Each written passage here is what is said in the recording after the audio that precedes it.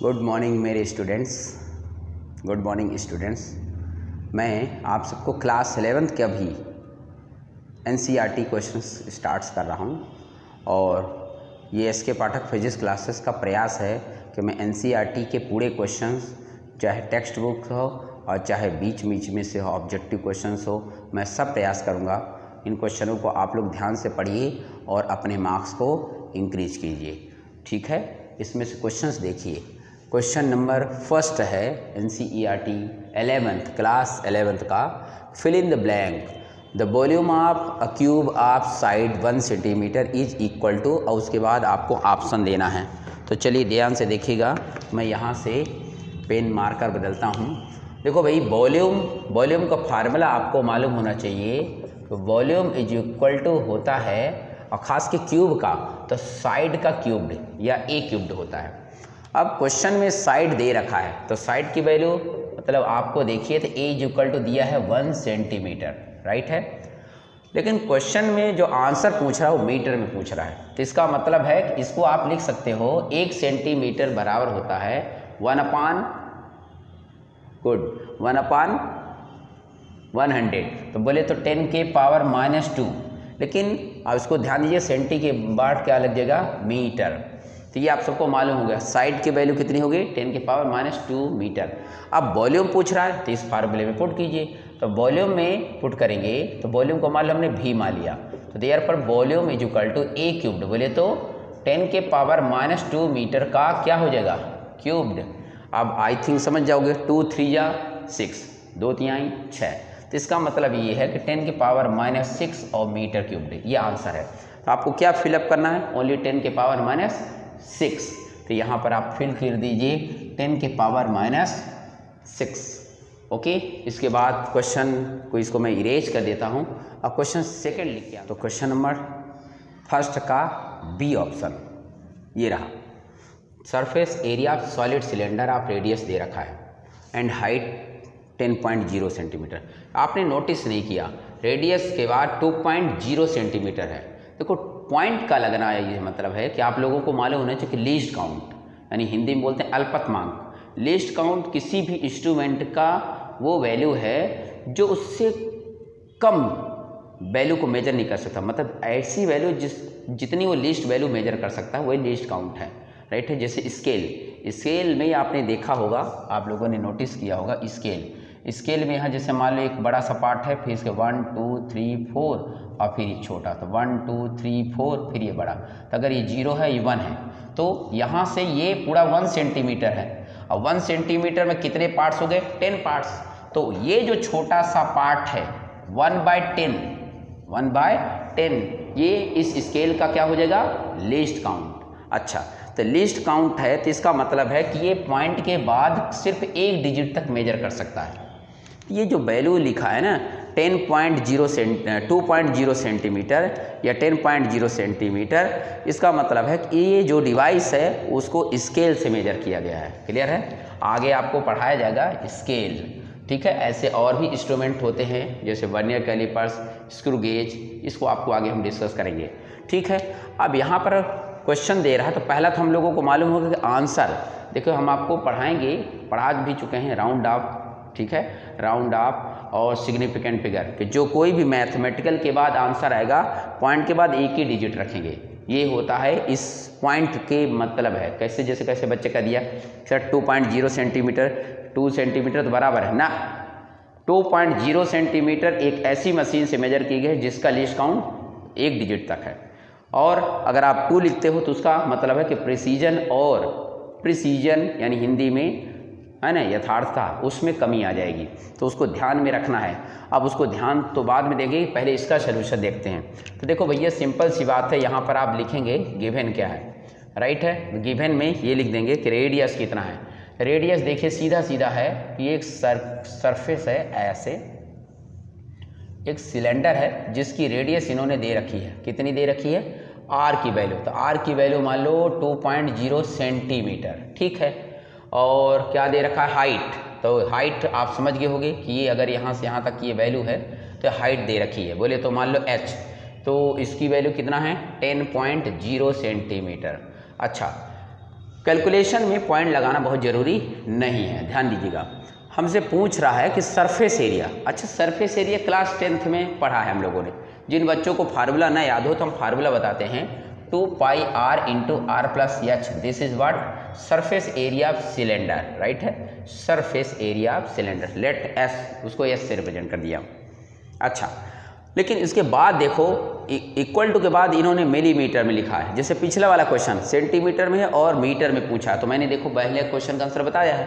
इसका मतलब इसको भी हम मिलीमीटर में कन्वर्ट कर देते हैं। तो देखो भाई, 1 सेंटीमीटर की जो वैल्यू होती है, मैं बगल में लिख रहा हूँ, 1 सेंटीमीटर को अगर हम मिलीमीटर में कन्वर्ट करते हैं तो 10 मिलीमीटर के इक्वल होता है। समझ रहे हो मेरी बात को? इसका मतलब आप समझ गए होंगे। देखो, अगर कन्फ्यूजन हो तो समझ लीजिए, ना समझ में आए तो 1 मिलीमीटर बराबर होता है 10⁻³ मीटर। 1 सेंटीमीटर बराबर होता है 10⁻² मीटर। इसका मतलब है अगर आप इसको डिवाइड कर दीजिए, बहुत बच्चों से नहीं बनता, कैसे निकालते हैं, तो इसको डिवाइड करेंगे तो ये 10⁻- बोले तो 1/10, तो आप क्रॉस मल्टीप्लाई कर दीजिए, तो 1 millimetre upon 1 centimetre, cross multiply करेंगे तो 1 सेंटीमीटर बराबर हो जाएगा 10 मिलीमीटर। आई होप समझ गए। तो ये बात हमने 2 मिनट पहले भी बोला कि 1 सेंटीमीटर 10 मिलीमीटर के बराबर होता। तो कैसे होता अगर ना याद हो तो 1 मिलीमीटर बराबर इतना, 1 सेंटीमीटर बराबर इतना, डिवाइड कर दो, ये कैंसिल होकर -1 बचा, और इसका क्रॉस मल्टीप्लाई कर दो। क्लियर है? तो ये देखो 1 सेंटीमीटर का यहाँ कर दिया, इसका मिलीमीटर। अब इसका वैल्यू का यूज कर सकते हैं, ठीक है, चलिए यूज कर लेते हैं। 1 सेंटीमीटर का अगर मिलीमीटर से कन्वर्ट करते हैं तो यहाँ 10 टाइम बढ़ जाएगा, तो 20 मिलीमीटर हो जाएगा। ये भी 10 टाइम से बढ़ जाएगा तो 100 मिलीमीटर हो जाएगा। तो आर और एच की वैल्यू क्वेश्चन में दे रखी है। अब वो फार्मूला रखा है, आप उसमें पुट कर दीजिए। तो यानी hence surface area of solid cylinder, तो फार्मूला ये है भैया 2π, पहले फार्मूला लिख दीजिए, 2πr × r+h।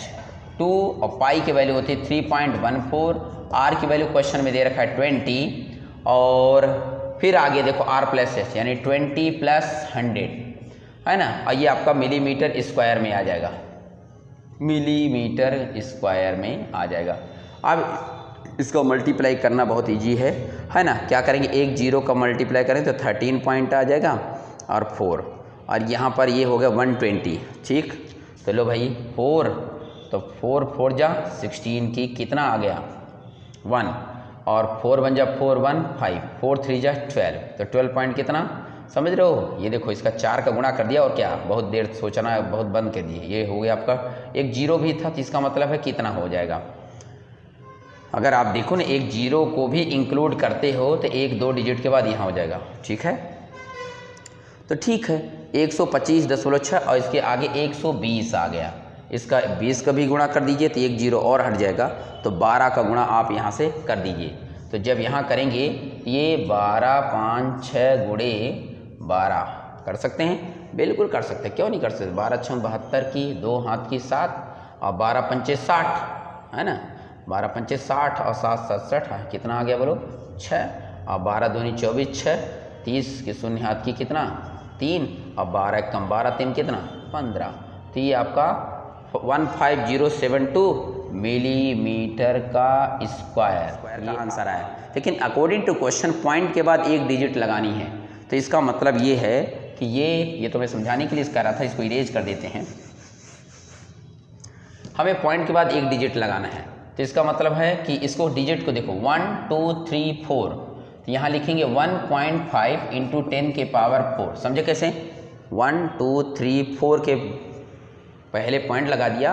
क्यों लगा दिया? क्योंकि क्वेश्चन में 2 सिग्निफिकेंट फिगर है, और उसके बाद जितना भी पावर है हमने बढ़ा दिया। तो देखो ना 1 2 3 4 10⁻⁴, और ये मिलीमीटर स्क्वायर, ये आंसर है। इसका मतलब ये फिलअप कर देंगे यहाँ पर, तो कितना 1.5 × 10⁻⁴। बाकी ये क्वेश्चन नंबर फर्स्ट का हम लोग सी ऑप्शन देखते हैं। क्वेश्चन देखिए सामने, तो a vehicle moving with speed of 18 km/h covers dash metre in 1 second. ये बहुत सिंपल सा क्वेश्चन है। चलिए इसका भी सलूशन देखते हैं, है ना। सलूशन कुछ इस तरह से है, देखो भाई मेरे से स्पीड दिया है तो स्पीड इज इक्वल टू दे रखा है 18 किलोमीटर पर आवर। ओके, देखो मीटर में दे रखा है, तो पहले तो हम मीटर में कन्वर्ट करने के लिए 5/18 का मल्टीप्लाई कर दीजिए, 5/18। अच्छा, नहीं समझ में आया कि 5/18 क्यों लिखेंगे, तो 1 किलोमीटर बराबर होता है 1000 मीटर, और 1 घंटा बराबर 3600 सेकेंड। अरे 60 गुणे 60, 60 मिनट 60 सेकेंड। तो मल्टीप्लाई डिवाइड करके देखिए 5/18 आएगा, ये आप कर लेना। अरे नहीं बनना sir, kilometre per hour, 1 kilometre मतलब 1000 मीटर, और आर मतलब 60 × 60। ये लो 2 जीरो काट दिया, 10 आया, और 2 3 जा, और 2 5 जा, तो 5 आया। 5/3 6 जा कितना 18, तो इसका मतलब है 5 कितना 18, तो मीटर पर सेकेंड में कन्वर्ट हो जाएगा। क्लियर है, तो आप समझ गए होंगे। अच्छा, ये बात तो छोटी सी थी, आपको याद रखने के लिए बता दिया था। अब स्पीड को कन्वर्ट करना है, तो लो भाई 18 × 5/18 से मल्टीप्लाई कर देंगे। This will change into what, metre पर सेकेंड। 18 कैंसिल हो गया, इसका मतलब है 5 मीटर पर सेकेंड। अब अकॉर्डिंग टू क्वेश्चन 1 सेकंड में 5 मीटर जाएगा, अगले 1 सेकंड में भी 5 जाएगा। क्वेश्चन में दे रहा है covers metre in 1 second, 1 second में कितना चले जाएगा 5 मीटर, तो सीधा सीधा आंसर हो गया 5 मीटर। राइट। अच्छा, नहीं भी बनता तो आपको मालूम होना चाहिए distance is equal to speed into time, ये फार्मूला लगाइए। तो स्पीड दे रखा है 5, ये दिया ना 5 मीटर पर सेकंड, और क्वेश्चन में दे रहा है कितने में 1 सेकंड में, तो 1 सेकंड लीजिए, ये लो भाई 1 सेकंड को काट दीजिए, कितना बचेगा 5, तो ये 5 मीटर आंसर है। क्लियर। चलिए, तो ये सी नंबर ऑप्शन हो गया। आप लोगों को क्वेश्चन नंबर डी दे रहे हैं, फर्स्ट का डी ऑप्शन, ध्यान से देखिए और इसका आंसर देखते हैं। The relative density of lead इतना दे रखा है 11.3, इट्स डेंसिटी इज, पहला ऑप्शन पूछ रहा है ग्राम पर सेंटीमीटर क्यूब, दूसरा पूछ रहा है उसी में केजी पर मीटर क्यूब। देखो सिंपल सी बात है, पहले तो हम सोल्यूशन देखते हैं, सोल्यूशन, ठीक है, फिर इसमें फिलअप करते हैं। एक फार्मूला हम आपको बताते हैं, फार्मूला किसका फार्मूला, तो रिलेटिव डेंसिटी का फार्मूला। ध्यान से देखिए, रिलेटिव डेंसिटी इक्वल टू होता है, relative density is equal to, okay, formula हो गया relative density is equal to density of substance divide by density of water. ठीक है, ये फार्मूला है, relative density is equal to density of substance divide by density of water. और water की density क्यों, क्योंकि इसकी डेंसिटी मैक्सिमम मानी जाती है। अगर आप CGS में लेते हो तो 1 होता है, और अगर MKS में लेते हो तो 1000 होता है। अब क्वेश्चन में यहाँ पर सीधा सीधा देख रहा है ग्राम पर सेंटीमीटर, मतलब सेंटीमीटर पूछ दिया, CGS चला गया, KG बोल दिया, तो आप समझ गए होंगे किसमें चला गया, आप समझ गए है ना, SI में हो गया, CGS की जगह पर MKS में। तो यहाँ पर हमसे डेंसिटी ऑफ सब्सटेंस पूछ रहा है, भाई सिंपल सी बात है, इसका इससे क्रॉस मल्टीप्लाई कर दिए, क्रॉस मल्टीप्लाई समझते हो, इससे मल्टीप्लाई कर दो, डेंसिटी ऑफ सब्सटेंस की जगह पर डेंसिटी ऑफ लेड हो जाएगा। तो इसी फार्मूले को यूज कर लेना, भाई मेरे पास डेंसिटी ऑफ सब्सटेंस की जगह पर क्या पूछ रहा है, लेड, तो हम समझाने के लिए इस फार्मूले को लिखे, अब इससे मल्टीप्लाई कर दीजिए, तो लो भाई डेंसिटी ऑफ क्या, lead equal to relative density, तो रिलेटिव डेंसिटी कितना है 11.3, और डेंसिटी ऑफ वाटर CGS में तो 1 ग्राम पर centimetre cubed. Can you multiply, yes, तो 1 का मल्टीप्लाई 11 से 0.3 से करेंगे तो उतना ही आएगा। इसका मतलब है कि यहाँ पर पहले वाले का आंसर कितना हो जाएगा 11.3। क्लियर, ये पहला ऑप्शन हो गया। अच्छा, अब इसी में अगर आपको नहीं भी बनता, तो अगर आपको फार्मूला नहीं मालूम है 1000 वाला सिस्टम, तो आप क्या करिए, 1 ग्राम को किलोग्राम में बदल दीजिए, 1 सेंटीमीटर को मीटर में बदल दीजिए। देखिए कैसे, हम आपको दिखाते हैं। 1 ग्राम बराबर होता है 1/1000, तो इसका मतलब है कि 11.3 × 10⁻³ kg में आ गया, और डिवाइड में सेंटीमीटर, 1 सेंटीमीटर बराबर होता है कितना 1/10, 1/100 सॉरी, 1 सेंटीमीटर बराबर 1/100, तो इसका मतलब है 10 के पावर कितना -2, और साथ में क्यूब्ड है, तो यानी यहाँ पर क्या लगाएंगे बोलो, क्यूब्ड। ठीक है, ये देखो भाई, ये 11.3 × 10⁻³ रहने दो, यहाँ 3 2 जा कितना हो जाएगा 6, माइनस में ऊपर जाएगा तो किस में हो जाएगा प्लस में। आई होप समझ गए।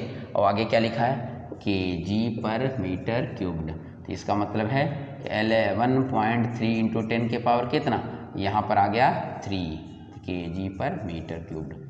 तो इसका मतलब है आंसर आ गया आपका कितना 11.3 इंटू 10 के पावर 3। तो देखो ये तो हम पहले भी बोल रहे थे कि अगर आपको ना याद हो तो 1000 का सीधा मल्टीप्लाई कर दिए, ये दूसरा टिक है। ठीक है, तो आप लोग ध्यान से पढ़िए, कोई डाउट्स हो